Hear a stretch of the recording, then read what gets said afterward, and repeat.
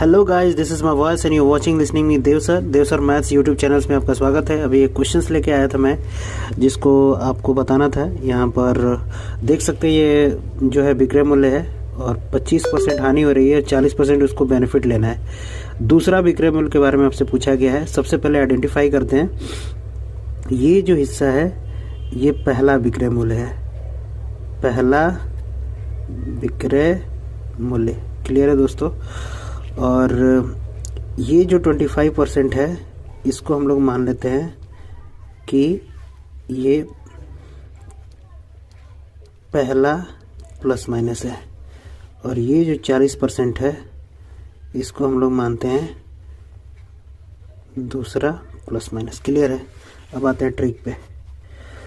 दूसरा आपको विक्रय मूल्य निकालना था क्योंकि यहाँ पे पूछा गया है। क्लियर है? दूसरा विक्रय मूल्य इज इक्वल टू पहला विक्रय मूल्य गुणे 100।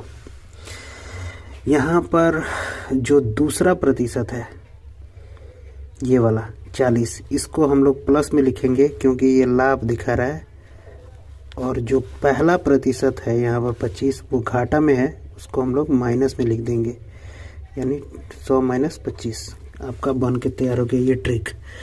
अब आपको नॉर्मली इसे एक्यूरेसी के साथ सॉल्व कर लेना। पहला विक्रय मूल्य आपका 225 था। क्लियर है?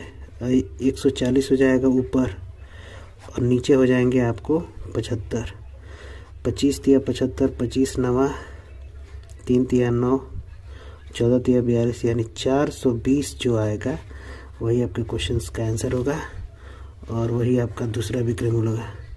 मतलब साफ है कि उस व्यापारी को इस वस्तु को 420 रुपये में बेचने पड़ेंगे, तब जाकर के 40% इसकी लाभ होगी, 25% हानि तो पहले ही हो चुकी थी। इस तरीके से ये कवर होगा। तो आई थिंक मुझे लग रहा है कि आप लोग समझ गए होंगे। पहला विक्रय मूल्य इंटू दूसरा वाला, यहाँ पे ध्यान रखिएगा, ये जो दूसरा वाला होता है ये ऊपर रहता है, और जो शुरू में होता है प्लस माइनस हानि या लाभ वो इसको नीचे रखा जाता है।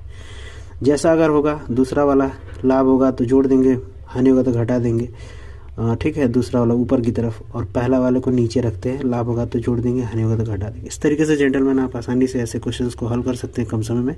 ये अलग बात है कि समझाने के लिए मुझे ज़्यादा समय लगा, लेकिन आप आसानी से कर सकते हैं यहीं से। Thank you so much guys, मिलते हैं नेक्स्ट वीडियोज़ में नेक्स्ट क्वेश्चंस के साथ।